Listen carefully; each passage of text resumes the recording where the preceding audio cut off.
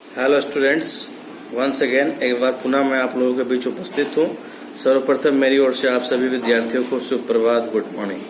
आशा करता हूँ कि आप लोग कुशल मंगल होंगे, स्वस्थ होंगे, अच्छे होंगे।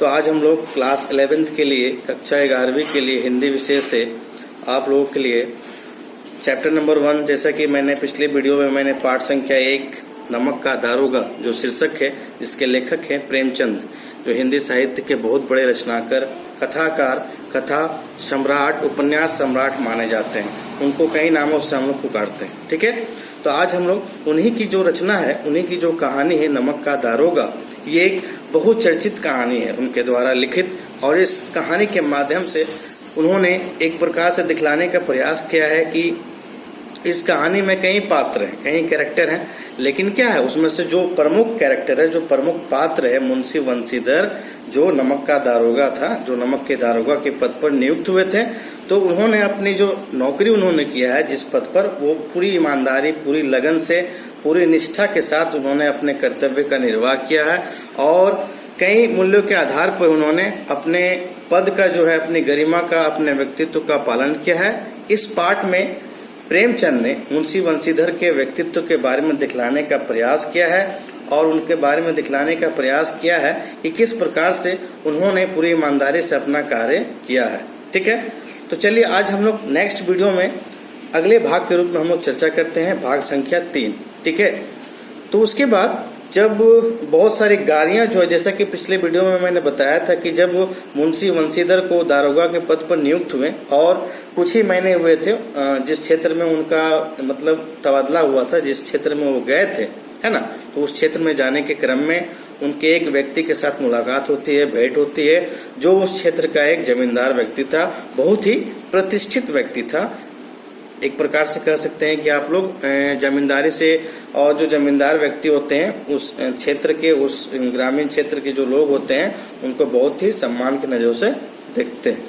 ठीक है, तो फिर क्या कह रहे हैं इस पाठ में लेखक कि थोड़ी देर तक सन्नाटा रहा, आदमियों में कुछ कानाफूसी हुई, तब आगे वाले ने कहा पंडित अलोपीदीन की। यानी जब मुंशी वंशीधर को जब ये पता चला कि बहुत सारी जो गाड़ियां है ना, वो रात के अंधेरे में उस पुल से पार होती थी, है ना, और उस पुल से जो है नमक का कारोबार, नमक का जो है गलत तरीके से, जो है अवैध तरीके से व्यापार किया जाने लगा, है ना, तो उसके माध्यम से जब इनको खबर लगी, सूचना लगी, तो ये जो है ये जानने के लिए कि ये किसकी गाड़ी है और ये कहाँ जा रहे हैं। तो जब मुंशी वंशीधर दारोगा जी वहां पहुंचे, तो उसके बाद जो है वहां सन्नाटा छा गया। ठीक है, फिर क्या है, वहां जो जितने आदमी थे, जितने लोग थे, उन लोगों में आपस में बातचीत होने लगी, कानाफूसी होने लगी। ठीक है, फिर दारोगा जी ने प्रश्न किया मुंशी वंशीधर ने कि ये किनकी गाड़ियां हैं, है ना, तो उन्होंने कहा कि कौन, पंडित अलोपीदीन की गाड़ियां हैं। यानी तब उन्होंने प्रश्न किया कि कौन पंडित अलोपीदीन, क्योंकि पंडित अलोपीदीन जो हैं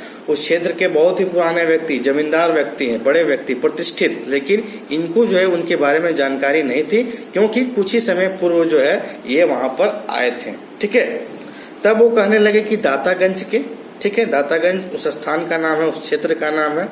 इसके बाद कह रहे हैं कि मुंशी वंशीधर चौंके, यानी चौंक गए।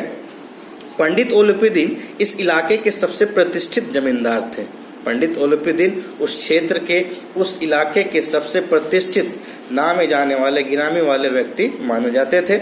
लाखों रुपए का लेन देन करते थे। इधर छोटे से बड़े कौन ऐसे थे जो उनके ऋणी ना हो। यानी उस क्षेत्र में छोटा बड़ा जो भी व्यक्ति है ना, उनका ऋणी है, यानी कर्जदार है ना, समय पर जो है उनकी सहायता करते हैं, और जब भी पैसे की जरूरत होती है तो उनको हमेशा सहायता करते हैं। व्यापार भी जो है बड़ा लंबा चौड़ा था, बिजनेस जो है उनका काफी बड़ा था। बड़े चलते पुर्जे आदमी थे। अंग्रेज अफसर उनके इलाके में शिकार खेलने आते और उनके मेहमान हो जाते थे। ठीक है, उसके बाद 12 मास सदाव्रत चलता रहता था। यानी 12 मास जो है पूरे वर्ष में जो है, या सदाव्रत यानी अन्न बांटने का काम, सदाव्रत का अर्थ होता है अन्न बांटने का कार्य, यानी सहायता करने का जो कार्य है वो सदाव्रत यानी वर्षों भर चलता रहता था। मुंशी जी ने पूछा गाड़ियां कहाँ जाएगी।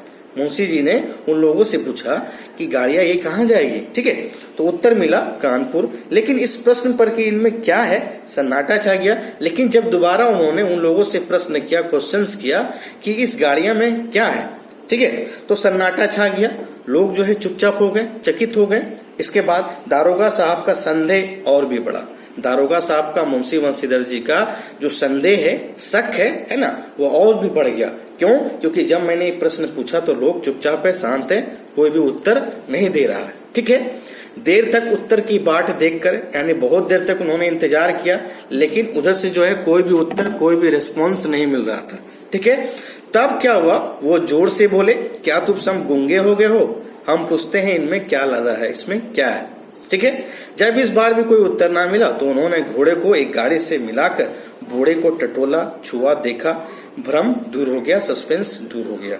यह नमक का ढेला था, यानी नमक का जो ढेला होता है, जो समुद्र में नमक तैयार किया जाता है ना, उस समय क्या था, ये सरकारी था और उसका जो है नमक का व्यापार जो है अवैध तरीके से, गलत तरीके से लोग इसका व्यापार, बिजनेस करते थे, चोरी छिपे, है ना। तो इसी क्रम में जो है ये कार्य हो रहा था। ठीक है, उसके बाद पंडित ओलिपिदिन अपने सजीले रथ पर सवार थे। पंडित ओलिपिदिन भी एक रथ पर सवार थे, बैठे हुए थे। ठीक है, कुछ सोते हुए, कुछ जागते चले आते थे। अचानक कई गाड़ी वालों ने घबराए हुए आकर जगाया और बोले, महाराज, दारोगा ने गाड़ियां रोक दी है।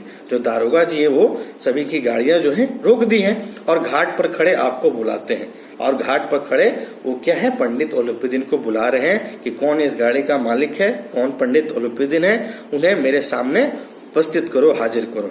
ठीक है, पंडित ओलिपिदिन का लक्ष्मी जी पर अखंड विश्वास था। जो पंडित ओलिपिदिन थे उनको लक्ष्मी जी पर अर्थात धन पर, पैसे पर बहुत अखंड विश्वास था।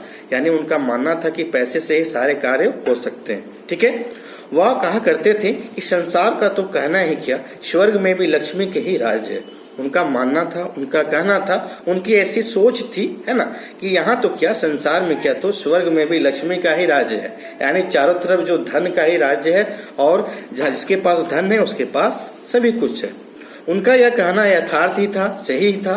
न्याय और नीति सब लक्ष्मी के ही खिलौने हैं। यानी लक्ष्मी के बदौलत, धन के बदौलत हम लोग क्या है, न्याय को भी खरीद सकते हैं, है ना। इसके माध्यम से वो कह रहे हैं कि इन्हें वह जैसे चाहते हैं वैसे नचाते हैं।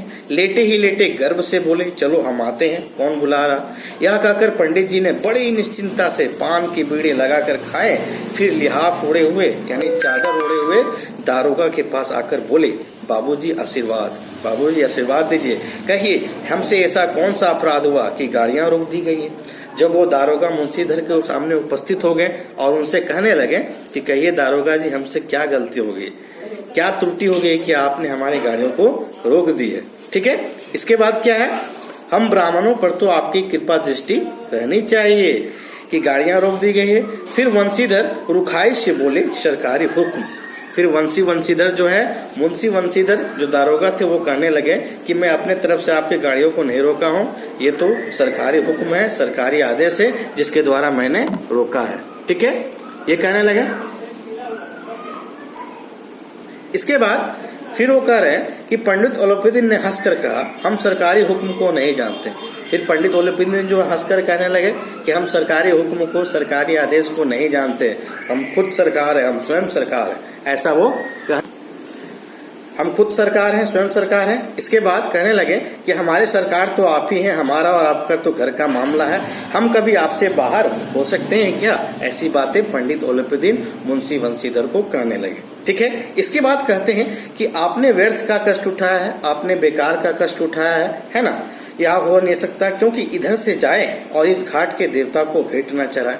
यानी वो कह रहे हैं कि या तो हो ही नहीं सकता है कि इधर से आप आए, कोई भी व्यक्ति आए जो बहुत ही बड़े पद पर विराजमान हो और उस घाट का देवता को जो है चढ़ावा ना चढ़ाया जाए, यानी पैसे ना दिया जाए, धन ना दिया जाए। मैं तो आपकी सेवा में स्वयं ही आ रहा था, मैं तो आपकी सेवा में खुद ही आ रहा था आपके बारे में सुनकर। ठीक है, वंशीधर पर ऐश्वर्य की मोहिनी वंशी का कुछ प्रभाव ना पड़ा। मुंशी वंशीधर पर धन का जो लालच दे रहे थे ना पंडित ओलिपिदिन, उसका कोई भी प्रभाव नहीं पड़ा। ठीक है, इसके बाद वो कहने लगे कि ईमानदारी की नई उमंग थी। कड़क कर बोले, हम उन नमक हरामों में नहीं हैं जो कौड़ियों पर अपना ईमान बेचते फिरते हैं।